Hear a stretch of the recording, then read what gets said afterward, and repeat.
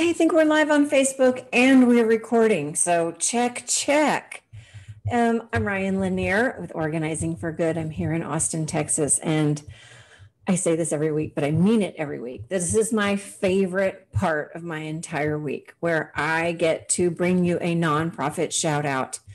And recently, I've really decided to dial into keeping with the smaller nonprofits that need more of a voice. And I'm so excited to bring you Communications Director Tegra Swager from Circle Up, United Methodist Women for Moms. So welcome to the show. Thank you so much for having me. What a wonderful opportunity for us. We are excited to hear about what you're doing. So my first question is, who are you? Tell me all about your entity and who and how you serve. Absolutely. So Circle Up is a circle of United Methodist Women, which is the largest faith-based or denominational faith-based organization in the world. We have over 800,000 members worldwide. And one of the priorities of United Methodist Women has always been to advocate on behalf of women and children on a global level. So Circle Up really is our local focus of that. So a group of us right before the 86th legislative session, so back in 2018, took a look at these reports coming out of the Texas Health and Human Services Commission that said Texas had a maternal mortality rate similar to those of globally South countries. And everyone kind of honestly freaked out, right? Because it's not a category you want to be leading. Not at all. Right. And so they took a look at the numbers. It turns out they were a little inflated, which does highlight the data issues around maternal mortality. But when you really dig into it and look, the most alarming thing is that 80% of these maternal deaths and near deaths could have been avoided with some simple actions that could be taken by the legislature. So we noticed this and we said, okay, here's where we can step in and start advocating on behalf of Texas moms who just need a little bit of help. Wow. That just really goes right along with the theme of so many nonprofits are born out of people seeing something that hurts and they just cannot walk away from it without doing something. So this sounds like you all came together and stepped up. So can you tell a little bit more about how you are making this, better? How you are addressing this terrible statistic? Right. Well, as women of faith, we looked at each other and we said, honestly, we cannot ignore the obligation that we feel to really use our voices and use our position of privilege to advocate for those who haven't been heard.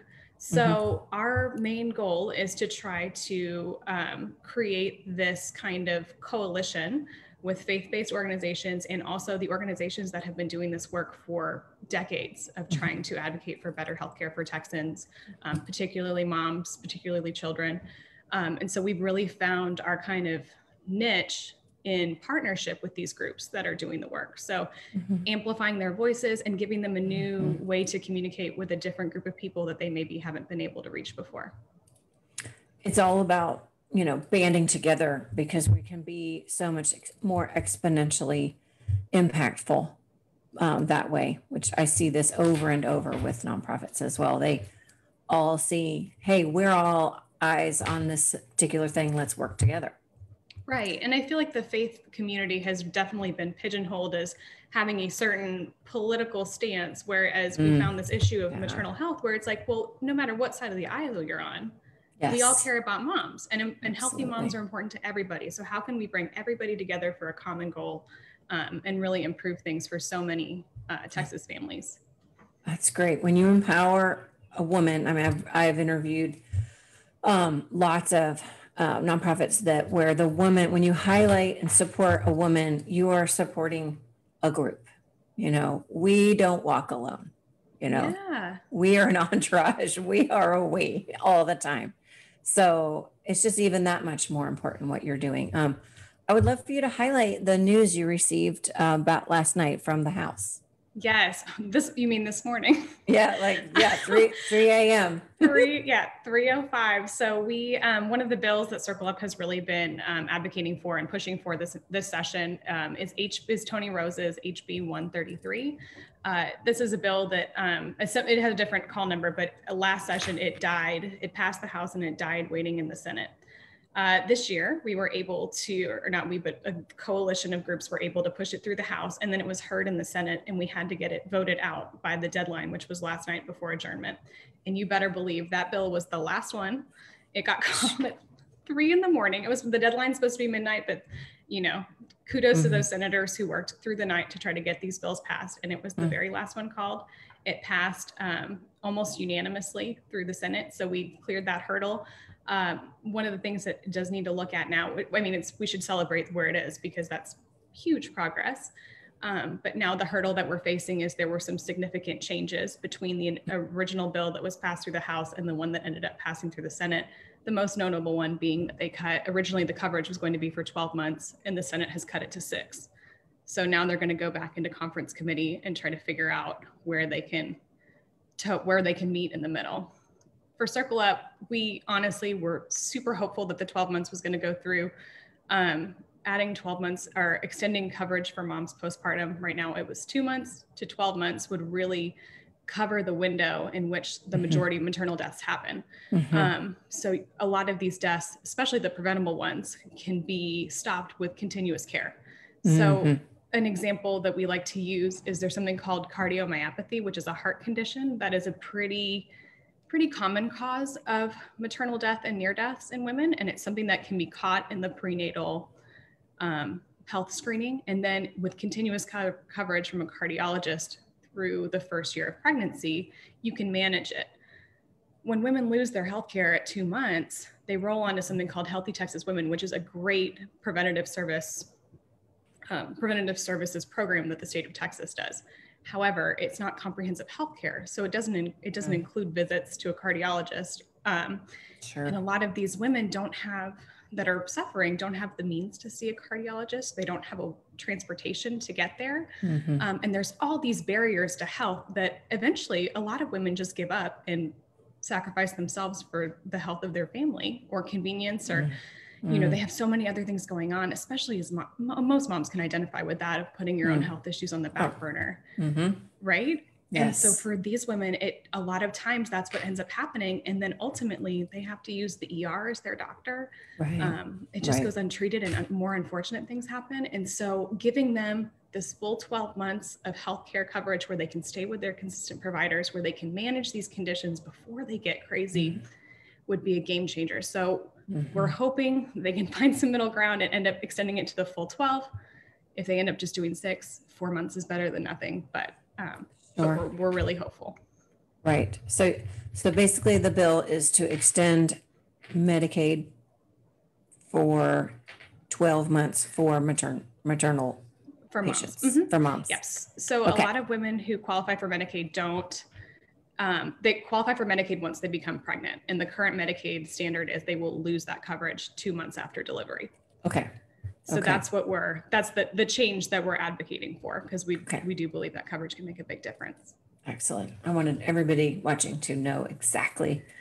It's hard when you read it a lot and you just Yeah. assume that everybody knows. Yeah. And it's something that not a lot of people know. And a lot of people also don't know that this impacts 52% of Texas moms who are covered by Medicaid. So a majority of moms in Texas, this has a big impact. Wow. And therefore, as we were saying, they're children. Yeah. Yeah. I mean, I know that out of my mouth has been when my child was sick, I've thought, gosh, if it were I would rather be sick than my child. Right. And so when you saying the mom just takes that on, that's unfortunately setting a path that probably could be avoided, like you're saying, with this good coverage. Okay. Well, and you can even see it in postpartum care in general, not just with the Medicaid community. But if you think about it, when you have a baby, how many doctor's appointments does your baby have after you have it? I mean, I remember a 1-day appointment, a week appointment, a 2-month appointment. Yeah. Moms get 1 6-week postpartum checkup, and then it's like, we'll see you at your annual, and that's it. Wow. And that's not okay. Wow. That is no support. That is zero support. I know that that support is everything, okay. So does this apply? How did things change for you during when COVID was a huge factor in our lives? Right. Well, I mean, COVID hit everyone and everything, and maternal health is not an It was exception not to that. spared. Was not spared. Yes. No, and we saw so often the pandemic with so many things health related that COVID-19 didn't really cause a lot, but it really was a catalyst for it. Yes. So same thing with maternal health is it just adds another barrier to women getting the healthcare that they need. And another complication with birth. And I mean, we saw in New York and some other places that birthing partners were no longer allowed in the room, and how that would traumatize women who were giving birth. I mean, it, like I said, it hit everybody everywhere constantly. And then for our organization, the way that COVID impacted was, of course, the changes with the legislative session. So we had made so much progress the session before with these bills about doula coverage, about extending Medicaid, some pilot programs for telehealth and other things that would help women and moms and women. They're both. But the one hard part about COVID is that changed everything as far as the session direction. So now the session is really focused on the COVID relief budget. And these are important things also, but it kind of changed the trajectory. And quite often, as we see with maternal health issues, is they then got put on the back burner for these things that became more immediate. And then also with the ice storm in Texas and the failure of the power grid, it's all of these things keep coming up and pushing maternal health to the back burner. So it's why organizations like the ones we partner with and like Circle Up are so important, because we said, we're not gonna stop. We know there are important issues, but maternal health is just as important. Right. You wanted to keep the momentum going, because momentum was shot with COVID and the snowstorm. Yes. And if we don't have the voices, we're just going to get quieter and quieter. So right. Well, it's a metaphor, right? Because like life's going to happen no matter what. There's nothing. We talked about this before the call. It's like, things are going to happen in life, and nothing's going to go the way that you planned it. But as long as you have your focus and you're pushing forward on what's something you believe to be right and true, then that's all you can do. And we're just like us. We're not going to stop. So true. I'm glad to hear that. I'm so grateful for this. Is the first I've heard of a nonprofit really working for policy change, like the whole backbone of what can help on a large scale. So that's amazing. I've talked to the Mother's Milk Bank, the Black Bodies Project, and just a lot. I'm hearing a lot of stuff I didn't know. Even as a mom in Texas, I didn't know so much of this. So this is really amazingly, saddeningly enlightening. It is. And that's also part of our struggle, is like, we're not here to perpetuate, these stories of tragedy and to be, for lack of better words, Debbie Downers all the time. We want to make sure people have this knowledge and understand why it's so important to push through these changes, even though, a Medicaid extension wouldn't impact a woman who's on private healthcare insurance, but it does impact our state as a whole. If we can support healthy moms everywhere, it supports healthy families, because maternal health doesn't happen in a vacuum. It impacts so many other areas, economically and healthcare wise, socially. It's so important that we pay attention to moms and take care of them. Which ultimately, healthy moms, healthy babies, strong kids who are, getting their education and stuff, all of that, that ripple effect can't happen if mama is sick. Exactly. Or not there. Exactly. Then what? Yeah. Let's don't even start on the foster system. Nope. We can't go there right now. So we cannot. Wow. Okay. So, how can you, I want to hear all the ways that you love to get support from the public out there. But you're through events, fundraising, all the things. All of the above. Yes. The best way that people can get involved is really to follow us on our social media channels. We're on Twitter, Instagram, and Facebook. We also have a newsletter that we send out, also with periodical calls to action. So you don't have to be a United Methodist or even a woman to join in our efforts. Yeah, right. We will take anybody. So the more noise we can make around these issues, particularly for people who haven't been involved in the Texas political system, the better. One thing we really do pride ourselves on is also making sure we give people ways that they can get involved and feel connected to being a part of the solution, whether it's sending emails to somebody, something you can do from home quite easily. You don't know how to use a computer, you can send somebody, you can pick up the phone and call your senators, call your representatives. Just make sure they know that you're here. In the fall, we did a postcard writing campaign. So we sent postcards to people. You can, with different kinds of maternal health facts and policy solutions for those, for them to fill out and send in to their representatives. So that's one thing that we really do pride ourselves on at Circle Up, is finding ways that we can get everybody involved to be part of the solution. We have to do that. We don't want anybody to say, well, I don't have 7 hours a week. Well, okay, here's a way you can do this, something in 7 minutes, Right. Well, I think this was born also out of us being, so our home congregation is First United Methodist Church of Austin, which is located directly across the street from the Capitol. So we have so many members of our church and women in our group that have a lot of experience over there. And it can be intimidating when you walk into the building for the first time with all these people in suits that look like they know where they're going. And, especially as an outsider, it's really easy to just write it off and be like, well, these aren't my people. But we're here to empower you that those are your people. They work for you. So you need to go tell them what's important to you. Oh, I love that. Even someone who's never done that, like me, right? I bet you guys make it really easy for people. Oh, Ryan, we're going to get you. You're going to go. All right. I'm ready. Well, on our website, we actually have a tutorial also. So if you're unfamiliar with the Capitol, don't know your way around, need some help figuring out how to get involved in that way, it is all right there. It's super user friendly. If you email us, there's someone who's going to get back to you within a business day with help if you want help. And again, if going inside buildings isn't your thing right now, plenty of ways to help from the comfort of home. Funny story, the longest time I ever spent in the Capitol was when I had bridal photos done in 1997. Oh my gosh. What a beautiful building for that, though. Yes, it was a great choice. It was a great choice.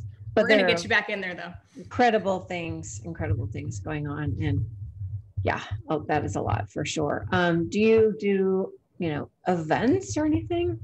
Yeah, we have definitely, again, something that COVID has really put kind of a pin in, but this past fall we did an interfaith summit where we had different speakers come on and hosted a panel about maternal health in a virtual setting, so people could get more informed about what was going on currently in the path forward. And then in the before times, as we'll call it, before COVID, we had a brunch and learn last legislative session where we got together with staffers from different offices. Legislators were there, and we were able to discuss, what our legislative priorities were, and also the legislative priorities of our partner organizations like Texans Care for Children, the Black Mamas Community Collective, and all these amazing organizations that, like I said, have already been doing the work for quite some time. So we really do find ourselves more in the connector and amplifier role. Absolutely. And that's what I meant to say earlier. I said Black Bodies. I meant to say Black Mamas. I interviewed both of them, so I got stuck. I'd say it was like they're both amazing organizations. So I know. Just the work that is going on tirelessly, that it just warms my heart. It just absolutely blows me away all the time. So, wow, I love all the things. How long have you all been marching this march? So we officially formed in 2018, the summer of 2018, directly before the 86th legislative session. So it's been a couple of years now, which is kind of crazy to think about, because it feels like yesterday we were all sitting around a dining room table of like, we need to do something about this. Yeah, is there a story behind that? And if there's not, that's okay too. No, that's okay. So I wasn't there for the originals, but I can tell you like the rumblings of the origin story. Love it. Circle Up. But we have, so United Methodist Women has units that are at each congregation. And so it kind of is the breakdown of UMW as a larger organization, and then just the kind of peel outs of conferences, units, it goes down. So our unit at FUMC was organizing, and they were trying to figure out a way to put some action behind these advocacy priorities, because United Methodist Women has been, like I said, involved in the work for a really long time, and takes a particular set of pride on a global level from doing these kind of things. So we had that global ideal to look at, and we're like, well, how can we bring it back locally to a Texas level? What can we take from this list of priorities and actions and actually put boots on the ground and make a difference? And that's how we found maternal health. Was we really did we saw the need in Texas, like I said, the numbers, and then we saw the opportunity, because we were like, we were so connected to the Capitol and the goings on in that building. How can we use that for good? Amazing. And there's a lot of bright, beautiful ideas and being put, I love that term, boots on the ground. I absolutely love that term. That is absolutely amazing. Is there anything that we haven't, touched on yet that you would want to share before we? I mean, I don't think, I've only had one cup of coffee, but I don't think so. What? I know. Almost 11. I know. So what would you say, like, for you, when you wake up every day, kind of what's on your mind as a vision? Like, what is it that gets you, I got to keep circling up. I mean, I think on a personal level, it's this thought that I wake up and I look around and I see my family and I see my kids. And I think of how lucky and privileged I am to have my health and to have this network of support, where as if I were to get sick, that there would be people to help me wherever I go. I can get in my car and show up to a doctor's appointment and get seen immediately. And the thought that that's not everybody's reality is just infuriating. And for me, it's healthcare is a human right. And I do believe that every mom should have access to the support that she needs. And we just have spent too long looking at moms as the candy wrapper and the baby is the candy. So like, we have just discarded the needs of moms for so long. Wow. And it has to change. We cannot move forward. We cannot progress as a country or as a state or as a community until we really do take a look at how we treat women and find a way to better lift them up and help them be successful. So true. Here came the goosebumps. That was so spot on. I feel very fired up from those words, because it is so true. It's just detrimental. It's just disgusting what so many people have to suffer, indignities. So we have to keep fighting. Totally. Oh no, I was gonna say, one of the bills that we helped champion last session, which is a pilot program, was about transportation to doctor's appointments. And this is one of the ones that blew my mind quite a bit. But again, it goes back to Medicaid. So for a while, Medicaid only would cover transportation to and from doctor's appointments for pregnant women just for them. So it doesn't cover bringing their children with them. So we were, oh, goodness. The system was designed by people who I don't think had ever been to a postpartum visit. Which is a problem a lot. Wow. But yeah. So we wondered, why are all these women missing their postpartum checkup? And it's because we were asking them to go to their 6-week checkup without their baby or any other children.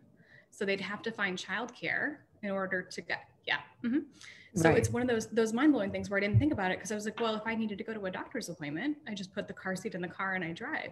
And it was a really good reality check to step back and be like, my situation is not everyone's situation. And just because that works for me doesn't mean it works for everybody else. So how are we finding ways to remove these barriers to care for moms that desperately need it? Ooh, remove the barriers to care. That is crazy good.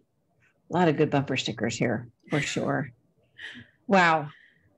That's really incredible. I feel like we've covered, I feel like everybody watching now knows that there's a fight to be fought. Yeah. And that you can help in little ways and big ways. And definitely like and follow Circle Up. So it's UMW. at the end, Yes. right? Mm-hmm. Circle Up UMW, and educate yourself and start conversations. Just start conversations, and I bet you're already aware of things you didn't even know and things you can do. So Totally. And I would direct people too that have questions to our website. We have a whole resource page if you want to know more about the origins of the maternal health crisis, especially in our state. And then also at the federal level, things are being discussed. There's the Momnibus package of legislation. It's a huge package that's being, I think it's through the House now. It's waiting in the Senate to be called. But again, these are programs on the federal level that would trickle down and make a big difference to Texas moms. So lots and lots of ways to get involved. That's awesome. Getting educated. That is the first thing for sure. I think this happens a lot, is where a lot of bad things happen just because people aren't educated about what's going on. So that's the first thing you can do. Well, and they don't make it easy to find information either. So we're trying to do that. I love that. That helps a lot. People get sidetracked easily. And so I love this resource page. So definitely go check out our website, circleupumw.org. Yes. Karen's on vacation right now, so I'll be going back and putting the links in the comments here in a second. So I want to thank you so much for your time today, Tegra, and just opening my eyes, and I hope to a lot of the watchers and listeners, about things that just aren't okay. It's just not okay. Thank you so much for having me and giving me this platform and giving all of these organizations such a great opportunity to connect with people in our communities. What you're doing is amazing. Oh, thank you. Well, we are better together. We have to band together and make things better in the way we can. So anyway. Amen. Like it.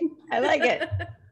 So thanks to everybody for watching the nonprofit shout out interview. There are a whole lot of these on my YouTube channel.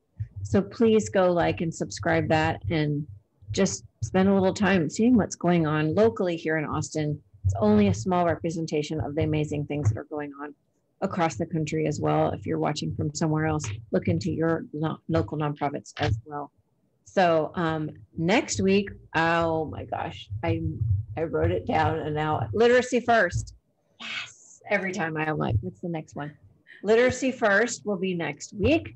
So thank you so much. Please like and share this interview to your socials, because that is a very powerful statement that you can easily share, and check out that resource page. So Ryan Lanier, Organizing for Good, thank you so much for watching today. Bye-bye.